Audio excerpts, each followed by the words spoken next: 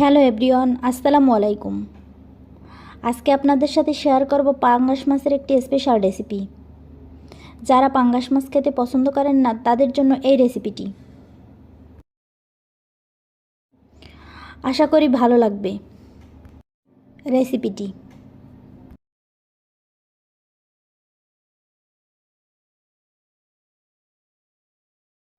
শুরুতেই আমি মাছগুলোকে কুচি কুচি করে কেটে নিব। আপনারা চাইলে অন্যভাবেও কেটে নিতে পারেন। এই মাছের কাঁটা কম ও পাতলা হয়, খুব সহজেই ভেজিটেবল স্যুপ, পাঙ্গাস কারি, পাঙ্গাস ভাজা তৈরি করা যায়। অন্যান্য ধরনের মাছের মতো পাঙ্গাস মাছের স্বাদ ও ভিটামিন রয়েছে। এই মাছের মাথা রন্ধন প্রণালীতে প্রক্রিয়া করা যেতে পারে এবং এই মাছের হাড়ও সমানভাবে সুস্বাদু। এই মাছ শরীরে পুষ্টি গ্রহণে পরিপূর্ণ। পাঙ্গাস মাছ কার্ডিওভাস্কুলার রোগ প্রতিরোধ করে। এই মাছের চর্বি রোগ প্রতিরোধে খুব ক্ষমতা থাকে। মাছগুলো কোটা হয়ে গেছে, এবার আমি মাছগুলোকে ভালো করে ধুয়ে নেব। আপনারা চাইলে লেবুর রস দিয়েও মাছগুলো ধুয়ে নিতে পারেন। পাঙ্গাস মাছ কোলেস্টেরল কমাতে সাহায্য করে, তাই যাদের কোলেস্টেরল রোগ আছে তারা পাঙ্গাস মাছ সবসময় খেতে পারেন। এবার আমি পাঙ্গাস মাছগুলোকে সামান্য গরম পানিতে লবণ দিয়ে ভালো করে ধুয়ে নেব, যাতে গন্ধ না আসে।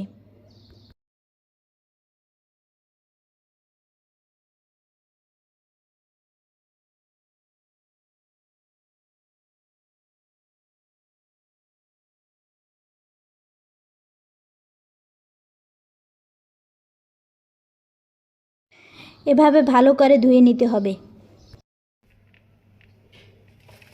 এগুলো হচ্ছে ছোট আলু। এগুলো খেতে খুব মজার হয়।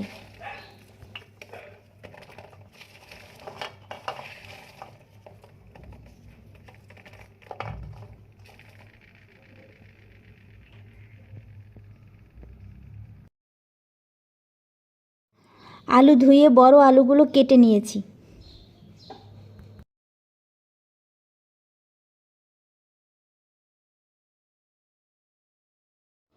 পরিমাণ মতো তেল দিয়ে নিলাম। দিয়ে দিলাম সামান্য গোটা জিরা। দিয়ে দিচ্ছি পেঁয়াজ বাটা, আদা বাটা, রসুন বাটা পরিমাণ মতো। এখন আমি 5 মিনিটের মতো কষিয়ে নেব।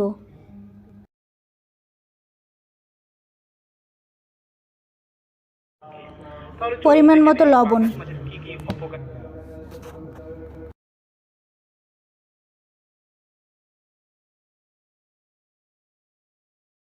সামান্য পরিমাণ পানি দিয়ে দিলাম যাতে মশলা পুড়ে না যায়।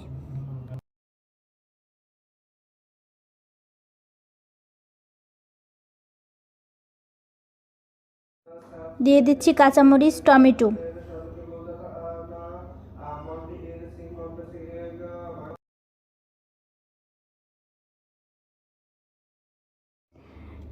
দিয়ে দিচ্ছি সামান্য পরিমাণ মরিচের গুঁড়া।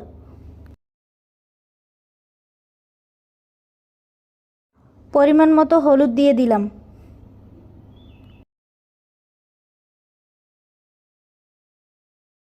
এবার মশলাটাকে ভালো করে কষিয়ে নিতে হবে। পরিমাণ মতো গরম মশলা দিয়ে দিলাম। দিয়ে দিচ্ছি সামান্য পরিমাণ জিরের গুঁড়ো।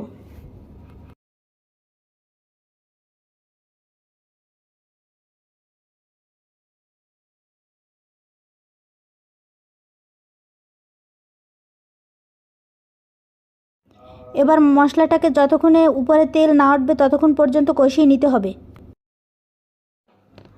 পাঙ্গাস মাছ গর্ভবতী মায়েদের জন্য খুব উপকারী এবং শিশুদের পেশি গঠনে সাহায্য করে।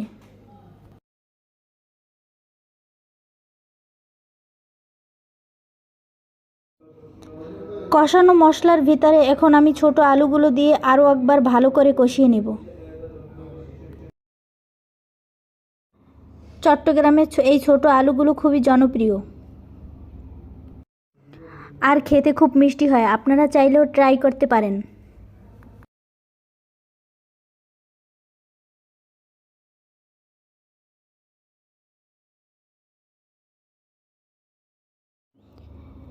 এখন আমি সামান্য পানি দিয়ে একটু কষিয়ে নিচ্ছি।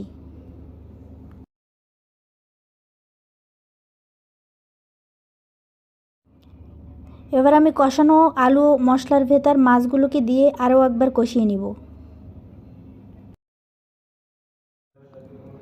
চুলার আঁচ মিডিয়াম টু লো ফ্লেমে রেখে মাছগুলোকে ভালো করে কষিয়ে নিতে হবে।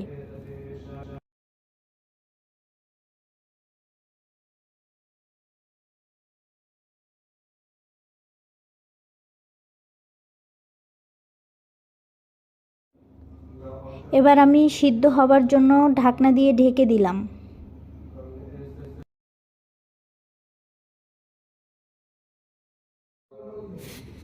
সামান্য কিছু ধনিয়া পাতা দিয়ে দিলাম। আপনারা চাইলে জিরের গুঁড়োও দিতে পারেন।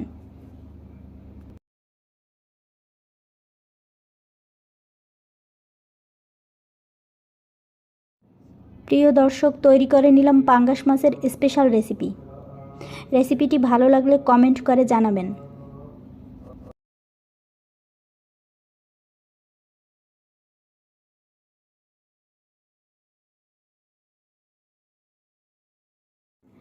ভিডিওটি ভালো লাগলে চ্যানেলটি সাবস্ক্রাইব করে পাশে থাকবেন এবং নতুন নতুন ভিডিও পেতে বেল বাটনটি প্রেস করে রাখবেন।